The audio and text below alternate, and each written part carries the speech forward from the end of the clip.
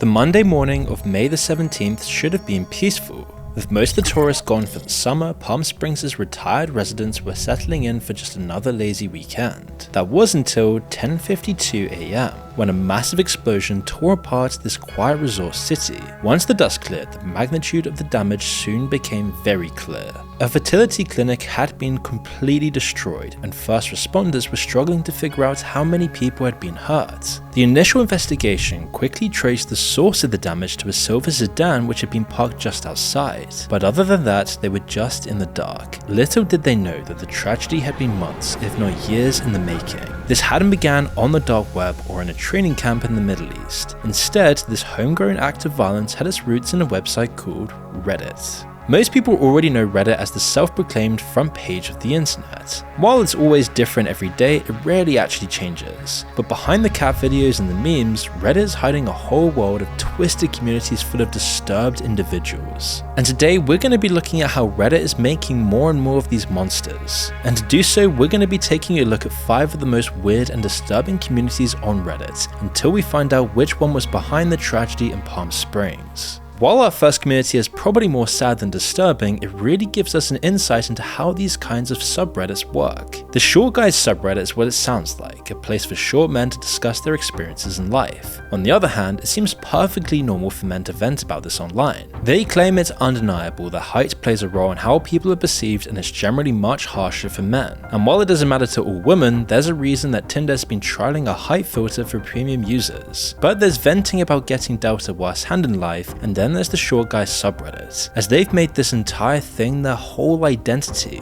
Both of the first top 2 posts from the past year summarize just how negative their mentality is. We can't even talk about what they're suggesting. Another top post implies that being tall is all you need in life, that if you aren't tall, you need to be what they think is perfect in every other way. Even then, you still will never be able to compete. This just gives you an idea of how self-defeating and horribly nihilistic this mentality in the community is. It's all reinforcing one idea that people who aren't over 6 feet have no reason to even try in life, which is absolutely insane. Getting deeper into the subreddit and reading all these daily posts highlights the effects of this kind of reinforcement. One user writes that he basically got called a creep for entering the staff break room. The post doesn't go into much detail on the actual story, but the second half does tell us what it meant to the user, echoing the ideas that the more popular posts hint at. Quote, "If you're 5'5" like me and sub 5, your very existence is an affront to girls everywhere.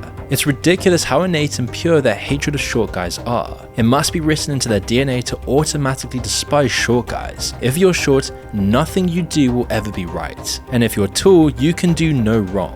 In the comments, other users agree with him and the resentment just oozes out. One commenter writes that this is why you stay away from women unless as escorts. Another says, in a different timeline, I suggest reporting it, but she's female. Who are we kidding? Communities like this one are pure breeding grounds for this kind of resentment. Unlike some of the other ones we'll discuss later down the line, Short Guys has a kernel of truth at its core, as it's pretty clear that the users do face problems in their day-to-day lives because of their height, and they just see the entire West in a huge dating crisis, where the top percentile of men are taking all of the women, leaving them without any companionship and love, the fundamentals of a good life. So why even try? Or they just had negative experiences that led to their interest in the sub to begin with. But if they start reading this sort of stuff regularly and they're subscribed to this community, the constant barrage of negativity makes things seem so much worse. One person venting online gets turned into ammunition for hundreds of thousands of men to direct at themselves and their own self-image. What might have stayed as a small insecurity can take over someone's entire mental state, and once that's happened, it can be a much bigger obstacle to their happiness than their height ever was. While you can see how this community could incite a depressive worldview, it doesn't go as far as encouraging violence. Most of the time, the rage on show is projected inwards, and this wasn't the culprit in the Palm Springs disaster. But it isn't only the men who have these spaces on Reddit. Resentful and bitter women can also find like-minded people online, specifically on the female dating strategy subreddit. Today, the community is a husk of its former self. While it used to have thousands of active users, now it's just some mod posting podcast links every week or so.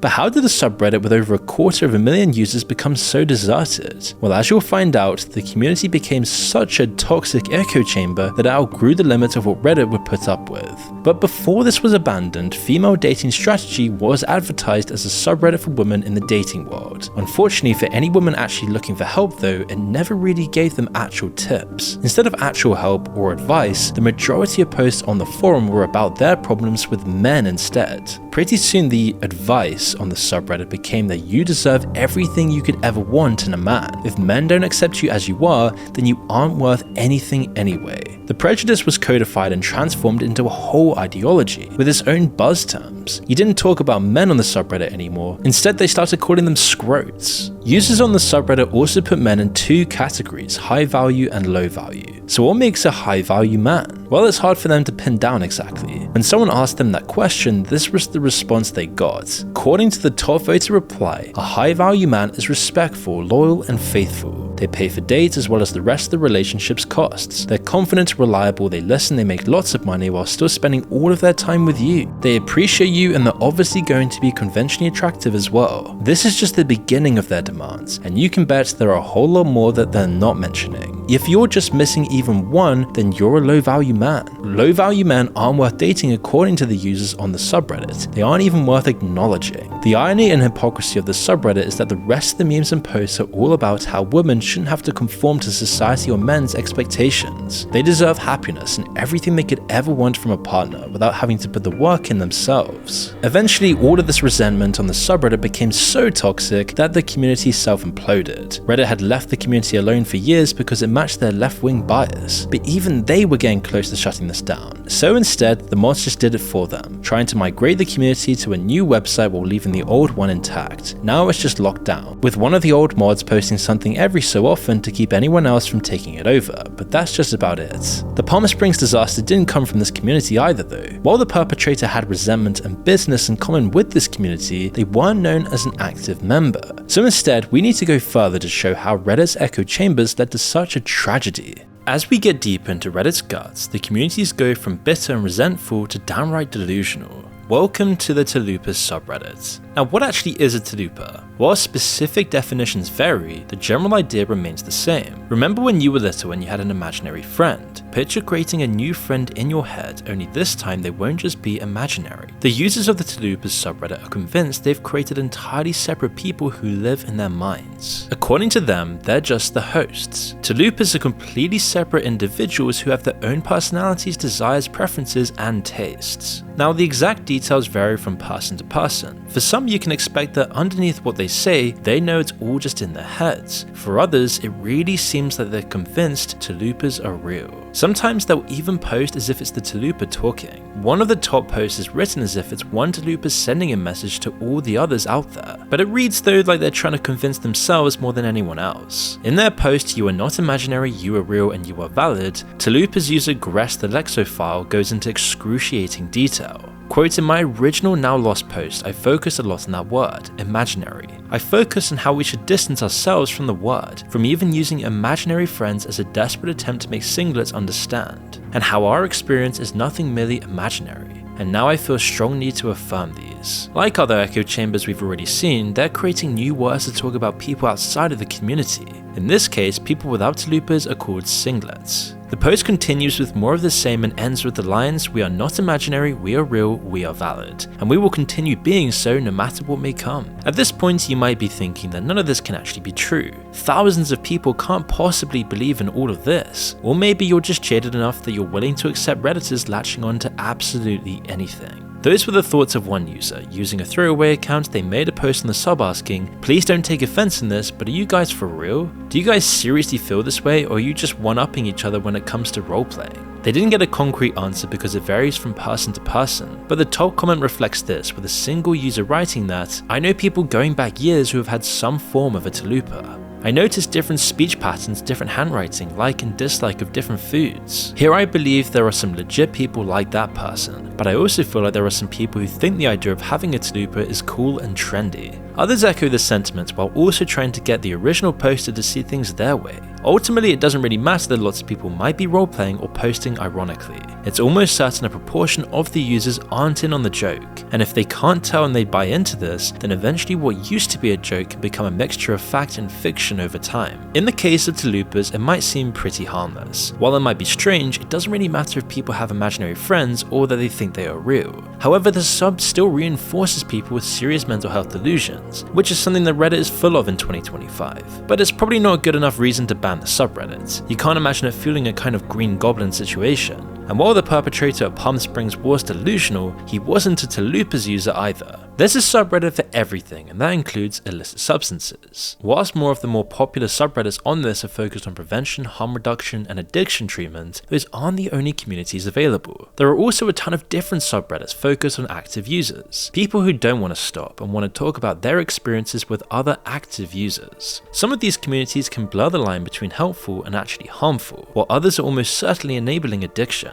There are some for alcohol, others are for harder substances. One of these focused on a certain white powder that is particularly dangerous, which, for the purposes of the video, we'll call the Content Guidelines subreddit. In the community, lots of the dangers of snorting content are openly acknowledged. People will make posts talking about how expensive it is or how dangerous this can be. They'll talk about famous people who have all fallen victim to this, or they'll even tell their own stories of friends and family members who lost their lives to this. But while all of that is going on, the subreddit also normalizes that lifestyle as well. Take this post, one of the top from the past year, where the user has taken a picture from an airport bathroom. You can imagine lots of the community being taken in by the novelty of this, but it's actually incredibly dangerous even compared to regular use. First is getting past airport security and all the potentially life-ruining risks associated with that. That wasn't the only danger. You've got to scroll quite far down the thread on Reddit to see it. Most people who are just reading the title and the picture wouldn't notice a dire warning from a now deleted account. Quote, once the plane reaches cruising altitude, the oxygen available in the air drops from around 21% to about 15%. This doesn't affect healthy people, but if you're putting your arteries and heart through vasoconstriction, then your heart is going to have even less oxygen carried to it through your blood. And a quick Google confirms all of this is true. They even know someone who passed away because of this. He was a long-term user and didn't realize that his arteries were already quite tight. Combine that with the 24-hour lingering effects of his last binge and the reduced oxygen in flight, a fatal heart attack then followed. So other than promoting medically dangerous behavior, the subreddit also gives you a window into what its users' lives are actually like. Another top post from the past year shows a picture of someone using the substance whilst also gambling online at the same time. While some of the comments try to warn him, others are asking questions and trying to replicate his experience. The post sums up what this community has become. While it's still enabling and dangerous, the community also has the same vibe as the last hour of the party. Nearly everyone has gone home and left already. The sun is coming up, you can hear the birds outside, and people are already going outside for work. But even as crazy and dangerous as these communities are in 2025 though, this wasn't the one that inspired the act of destruction in Palm Springs. Instead, that story begins with an unlikely candidate, a subreddit called childfree. So let's dive right in.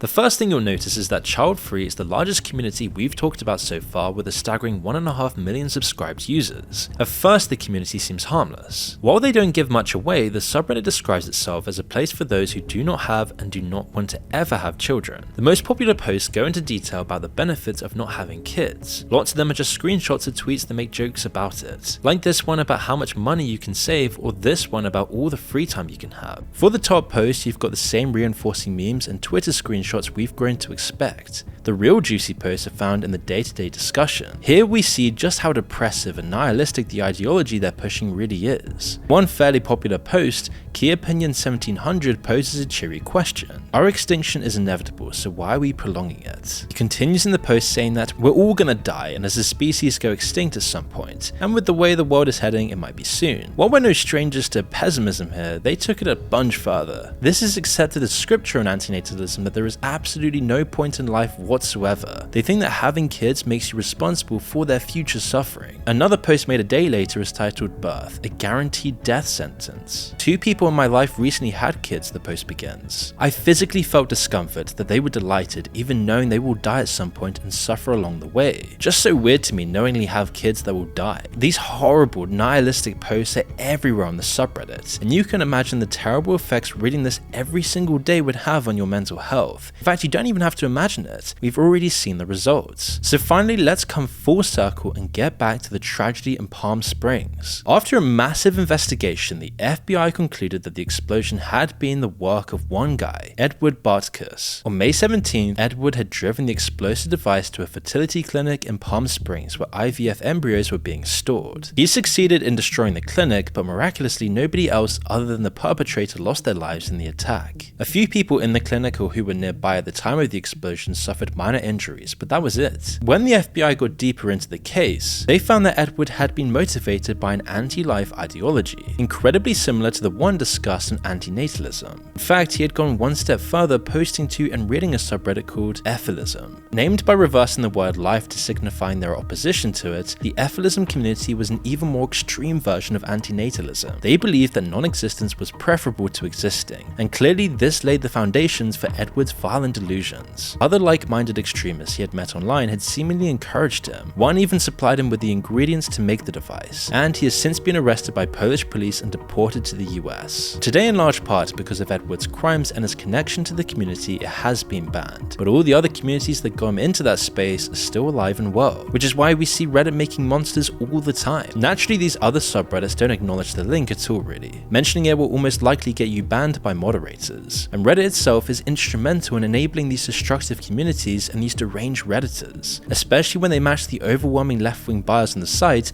they often stick around for years, polluting people's minds. It's only when tragedy strikes that Reddit does the bare minimum, but hopefully our journey today through these disturbing communities will show you what to look out for in the future. While it might seem like you could never fall for them yourself, always beware of groupthink and stay skeptical of these weird niche communities. Denialism is far more dangerous than you could think.